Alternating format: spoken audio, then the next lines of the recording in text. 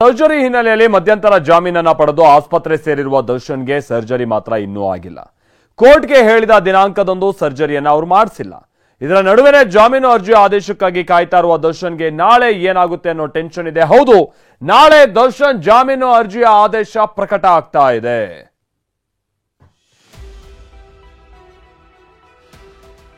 ದರ್ಶನ್ ಜಾಮೀನು ಅರ್ಜಿ ಹೈ ತೀರ್ಪಿಗೆ ಕೌಂಟ್ ಡೌನ್.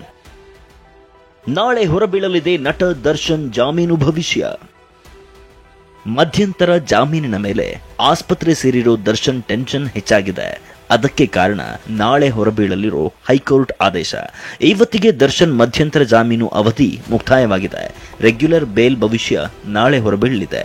ಆದೇಶ ಹೊರಬೀಳುವವರೆಗಷ್ಟೇ ಇಂಟ್ರಿಮ್ ಬೇಲ್ ಅವಧಿ ಮುಂದುವರಿಯುತ್ತೆ.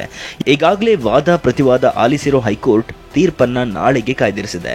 ಒಂದು ವೇಳೆ ನಾಳೆ ಜಾಮೀನು ಸಿಗದೇ ಇದ್ರೆ ಏನ್ ಮಾಡೋದು ಅನ್ನೋ ಟೆನ್ಷನ್ ನಲ್ಲಿ ಹಿರಿಯ ವಕೀಲರ ಜೊತೆ ದರ್ಶನ್ ಈಗಾಗಲೇ ಚರ್ಚೆ ನಡೆಸಿದ್ದಾರೆ.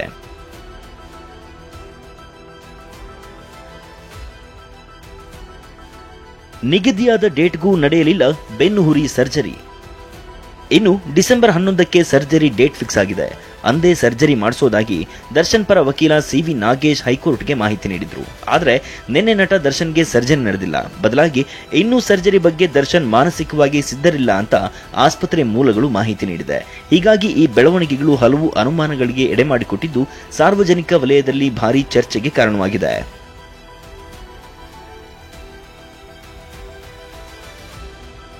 ನಾಳೆ ರೆಗ್ಯುಲರ್ ಬೇಲ್ ಆದೇಶ ಹೊರಬೀಳಲಿದ್ದು, ಜಾಮೀನು ಸಿಕ್ಕರೆ ದರ್ಶನ್ ಆರಾಮವಾಗಿ ಮನೆಯಲ್ಲೇ ರೆಸ್ಟ್ ತಗೋಬಹುದು. ಸಿಗದೆ ಹೋದ್ರೆ ಮತ್ತೆ ಬಳ್ಳಾರಿ ಜೈಲು ಸೇರ್ಬೇಕಾಗತ್ತೆ.